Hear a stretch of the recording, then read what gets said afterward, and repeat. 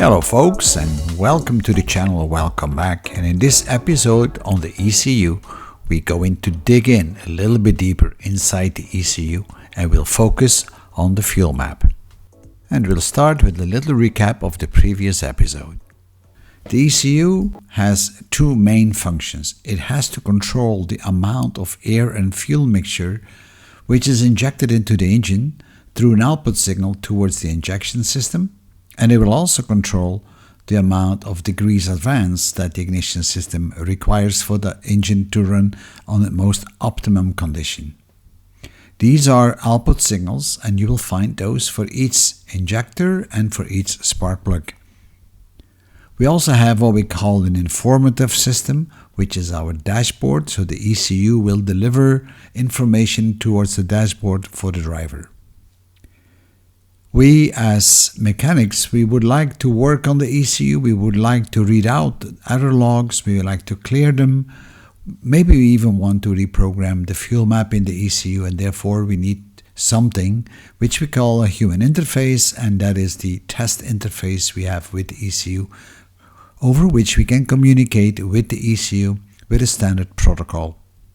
And then finally, the ECU would be a pretty dumb device if it would not be getting any external information from external sensors.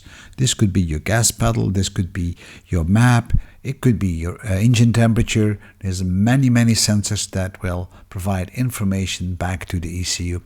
We'll talk about all the sensors in the next video on how you can test and control them. The task for the ECU is not all that simple.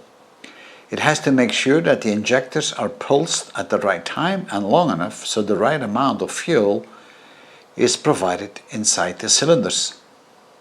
And at the same time, it needs to consider the advance of the ignition.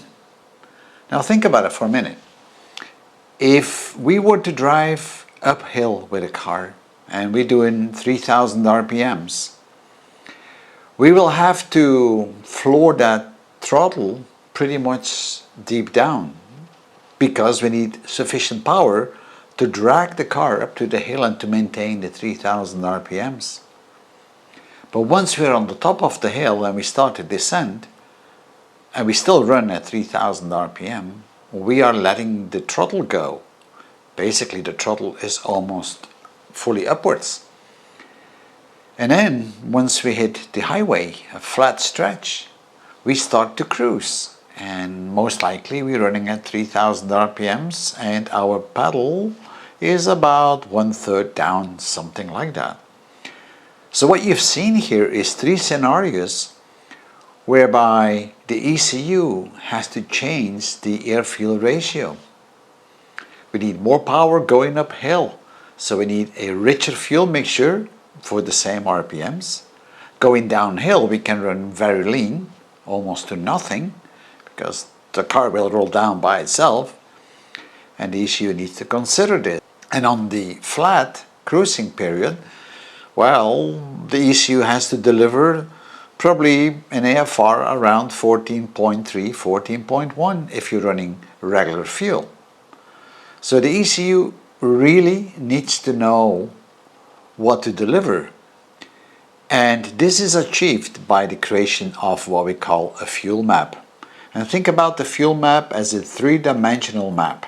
On the one side we have our RPMs, and on the other side we having a load, and then we have the AFR reading out depending on the load and depending on the RPMs. So for different RPMs we will have different loads. Our load could vary between 0 and 100%, and our RPMs could vary between 0 and your max RPMs. So that table is a quite busy table, and of course we cannot plot all the points on the table, and therefore the ECU will do some interpolation. This is the typical map that would be loaded in your ECU, and as you can see it has three dimensions. We've got an axis called load, which is horizontal, and it ranges from 0 to 100. We have another horizontal axis, which is our RPM, and it ranges from 800 to 3000, and this is just an example. And then we have a vertical axis, which is my AFR And I just given it some values here from 0 all the way to 15. So the map itself is then having multiple points, and you can see that all these points will be read out by the ECU depending on the RPMs and depending on the load. So if I have a 50% load and I'm running at 3000 RPMs, then I probably will have that point right here. And on the left hand side, you can actually see what my RPM is. I think it's 2,988. The load is 41% and my AFR is 10.05. And I can move through this map and you will see the points changing on the left hand side. I know it's very small, but that's okay. It's just to give you an example. Now, once you start tuning an engine, the important part is that these points will drop down or drop up. So let me see if I can pick this point up here. So I'm going to go to a 3000 RPM location and I'm going to go for a load of, let's say, 50. And I'm just going to change that value here. Let's make it a 6. And we'll see what happens. And you'll see it drop. See now we're running real rich at this point. And this is what you do when you start tuning your fuel map. You're going to change the EFR values for each of those individual points. So if your car is being chipped, that's what they've done. They adjusted all this for you so that the engine runs on the most optimum point. Of course, if you want more performance, you will have a more rich setting for the AFR if you want to run more economically, but I have never known anybody going to a tuning center for a more economical, leaner approach. That doesn't happen, but you can. So I hope this gives you a little bit of an insight on how a fuel map looks like. So now let's get back to some more discussions. As you have seen, the fuel map is more or less a static table which will provide you with an AFR for any given point in that map. But if it's cold outside and we need to start our car, we in the old days would pull the choke. And if you pull the choke, you make the air-fuel mixture more rich. But on a modern car, we don't have a choke, so the ECU needs to deal with this. So how the hell does the ECU know how cold it is outside and how cold the engine is? Well, therefore, we have inputs on the ECU, sensors, and we'll have a ambient temperature sensor and we will have an engine temperature sensor. And that's going to be an input signal, amongst many others, towards the ECU. And the ECU, on his turn, will then read out the AFR value for, let's say, running on idle with zero load, because you're just sitting there with the car, so almost zero load, 800 RPMs. Typically, you could be running a fairly lean mixture because there's no load, no power required on the engine really, just enough to spin it around. But if it's cold, we will have to have that richer, so that temperature sensor of the engine block itself, that will modify the read out AFR value of the fuel map, and it will increase the amount of fuel. So it's going to change the drive signal to the injectors. So there are signals that are incoming to the ECU that will influence whatever we have in the fuel map, and that is quite normal. And we have another element to consider, that is the ambient temperature. If you're living in a very hot climate, then you know for sure that sometimes it can be hard to breathe. If it's cold, then it's easier to breathe, because when it's cold there is more oxygen in the air in the same volume, because the air is far more dense. If it's hot, then the air is far less dense, so we have less oxygen. Now it's the oxygen that helps burning the fuel. So if we are now reading out a AFR value in the fuel map and it's very hot, then the ECU will compensate on the injectors in essence, to reduce the amount of fuel to be injected, because otherwise we're going to be running too rich. The oxygen level is lower, and if we were to inject the same amount of fuel as we would normally do for a normal temperature, then obviously we're going to be running too rich. And on the other hand, if you live in a cold climate, then the air is far more dense, and if the air is more dense, you have more oxygen in it, and then we can actually inject a little bit more fuel into the engine than what the AFR table tells us. So the ambient temperature is very important, and these are sensors that are on the car that will determine how much the offset is on the value we read out of the fuel map. That's not the only sensor. We also might have a wideband oxygen sensor, which will measure the exhaust fumes and how much oxygen is left in there, and that also will be a feedback towards the ECU, telling the ECU how well the burning process is. On the fuel map, we had one axis that was called RPMs, and RPMs are very simple to measure. We have a sensor on the crankshaft that will measure the amount of rotations per minute the crankshaft is doing, and also what is the position of the crankshaft. But we also had another field which was called load. And how do we measure the load? If we now look back when we were going uphill with the car, we are depressing the gas pedal, and if we do so, we open up the butterfly in the throttle body. Now we could have a sensor on the throttle body, or we could have a sensor on the throttle pedal that will tell us how far that has been opened up. So the more we open up the throttle body, the butterfly, the more demand we ask from the engine. When we're going downhill, we let the pedal go, and then in fact the butterfly closes, so the demand disappears. So using the throttle body is a way to define the load in a fuel map, but that's not the only one. We could also use the manifold air pressure. There is a sensor called the manifold absolute pressure, which is a pressure sensor inside the intake manifold. Now we know that if we are running with an engine and the butterfly is closed, that engine is going to suck a lot of vacuum inside the manifold. We also know if we open up the butterfly in the throttle body, like to full open, that under pressure is falling away because a lot of air is coming into the intake manifold. So the pressure will vary in the intake manifold. So the sensor in the manifold, which we call the map, is the manifold absolute pressure sensor, can play back a signal to the ECU, telling the ECU, I have this pressure or under pressure right now in my intake manifold. If you're running a natural aspirated engine, the map sensor will be slightly different than if you're running a turbo, because with a turbo you are forcing air into the intake manifold under pressure, so the map in many cases will go up to 3 bar.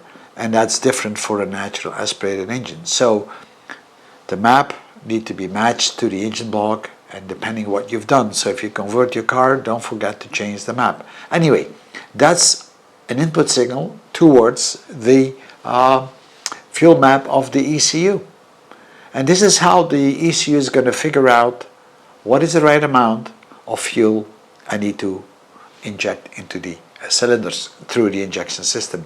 We have one more sensor that can be used to measure the load, and that is the mass airflow sensor. It's a sensor which is sitting between your air filter and your intake manifold, and it's going to measure the air that is flowing through that pipe.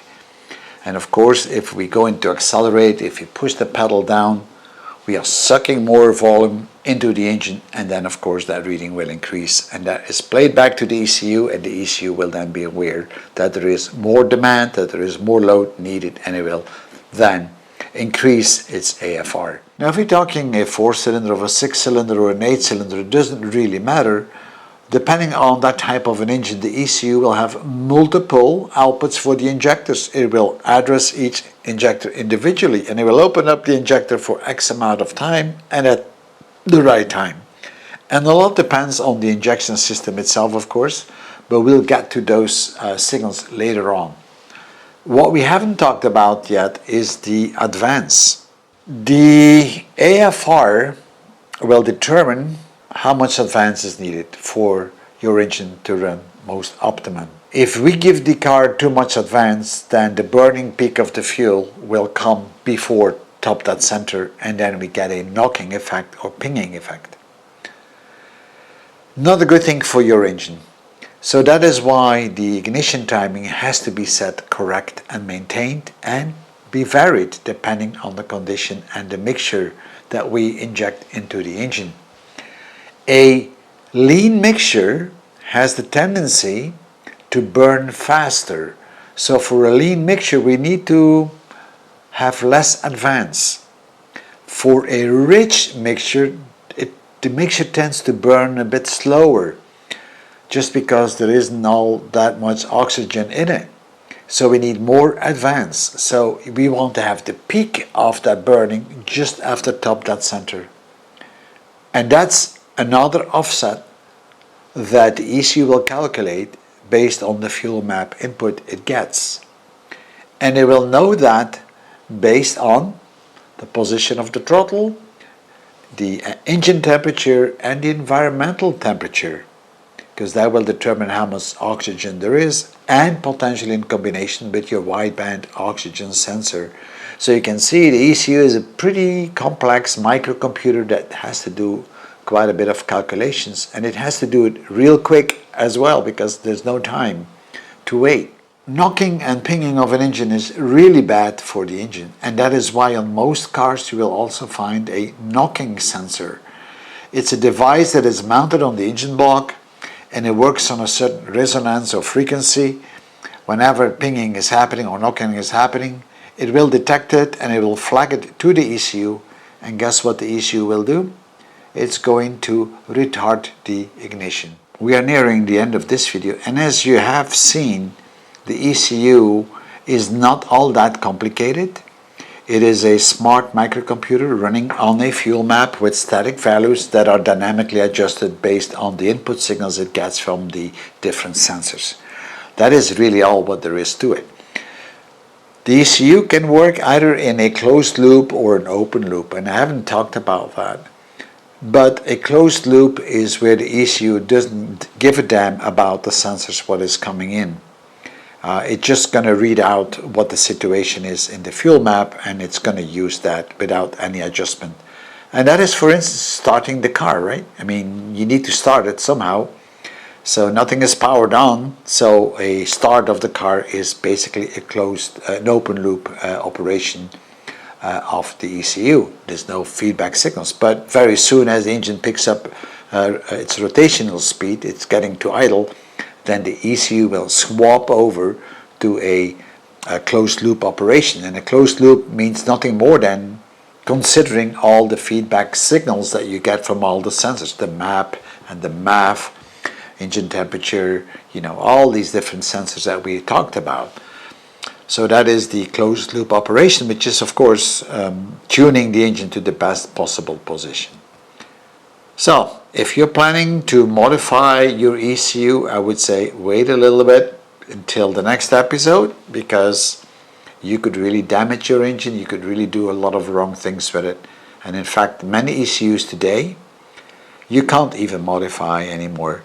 A lot of tuners are having problems nowadays because the ECU today is part of an ecosystem. It connects to your gearbox ECU, it connects to your ABS ECU, it connects to your airbag ECU, your environmental ECU for air temperature and airco and all that. So all this is connected together, and it exchanges information over a CAN bus most likely. So just changing that one ECU, you could run into trouble. So just don't do that yet.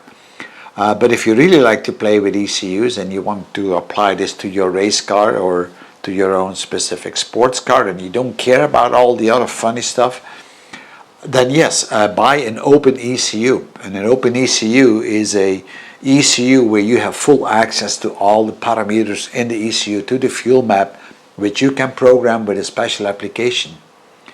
That is not the case with many commercial ECUs that you find in today's cars. Many of them are sealed off. Many of them are protected with passwords and certificates so that you cannot get in unless you have all that information, and in many cases they won't even give that to you, and you need special tools to do it. Nevertheless, we buy open ECUs and we do whatever we like to do. Thank you for viewing, and I hope you enjoyed it, and I'll see you in my next video. Bye bye.